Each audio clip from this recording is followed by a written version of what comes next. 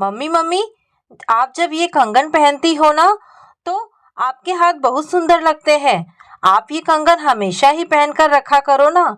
Thank you बेटा, मुझे भी ये कंगन बहुत प्यारे लगते हैं, पर रोज पहनने से इनकी चमक फीकी पड़ जाती है और फिर ये उतने अच्छे भी नहीं लगेंगे जैसे कभी कभी पहनने पर लगते हैं। वो तो है मम्मा, पर सच में ये बहुत ही सुंदर है। आपको ये किसने दिए थे? इतने सुंदर तो दादी के कंगन भी नहीं है। माँ, जब मैं बड़ी हो जाऊंगी ना तब आप मुझे भी ऐसे ही कंगन बनवा देना, ठीक है ना?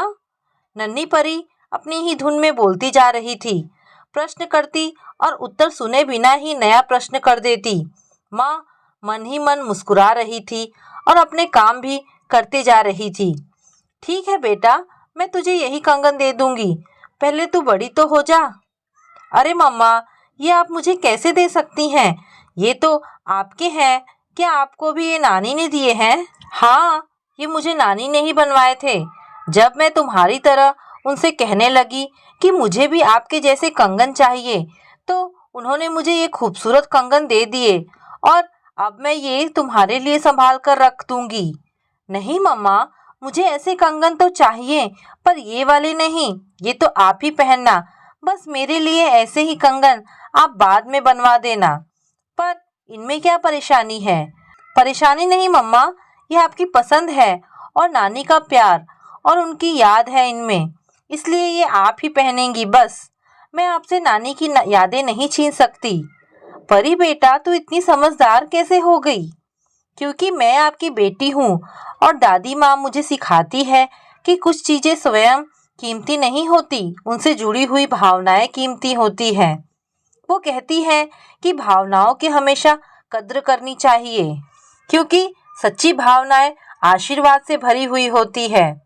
अरे वाह, तो दादी पोती रात को ये गुटरगू करती हैं, तभी मैं कहूँ कि तेरी दादी के बिना मन क्यों नहीं लगता। माँ ने बनावटी मुंह बनाते हुए कहा। और क्या मम्मा, दादी जो कहती है वो बातें सच्ची होती है। दादी ने मुझसे वादा भी किया है कि वह अपनी कंठी मुझे आशीर्वाद के रूप में देंगी और वो मुझे समय समय पर दादी की याद दिलाया करेंगी कि जब वो कहीं आसमान में तारा बन जाएंगी। अच्छा ठीक है, पर तुम दादी का अच्छे से ख्याल रखोगी तो वो कहीं नहीं जाएंगी और यूं ही हमारे साथ रहेंगी हमेशा। मम्मा गलत बात, आप झूठ बोल रही हैं। दादी कहती है कि एक उम्र के बाद सभी को तारा बन जाना होता है और वो भी बन जाएंगी, क्योंकि दादी कभी झूठ नहीं कहती। अच्छा मेरी बच्ची, वो जब होगा तब होगा, पर तब तक तुम यूं ही दादी से अच्छी अच्छी बातें सीखती रहो। ये भी तो धरोहर है जो सभी की नसीब में नहीं होती। मैं निश्चिंत हूँ कि तुम भविष्य में एक बहुत ही अच्छी बेटी, बहू और माँ बनोगी। मतलब तुम अभी नहीं समझोगी। चलो, थोड़ी देर में मैं नाश्ता लगा रही हूँ, तब तक तुम दादी के पास जाकर खेलो। माँ ने हंसते हुए कहा। ठीक है मम्मा, मैं ये बातें दादी से ही पूछ लूंगी, क्योंकि उन्हें सब पता है। तो दोस्तों, हमारे बच्चे जो बुजुर्गों की संगत में सीख सकते हैं, वो किताबी ज्ञान कभी नहीं सिखा सकता। हम संस्कारों की बात तो करते हैं, पर उसके लिए ठोस पहल करने का पहला कदम यही है कि बच्चे दादा दादी, नाना नानी के सानिध्य में अधिक से अधिक रहें। तो दोस्तों, आपको ये कहानी कैसी लगी मुझे कमेंट करके अवश्य बताएं। धन्यवाद दोस्तों।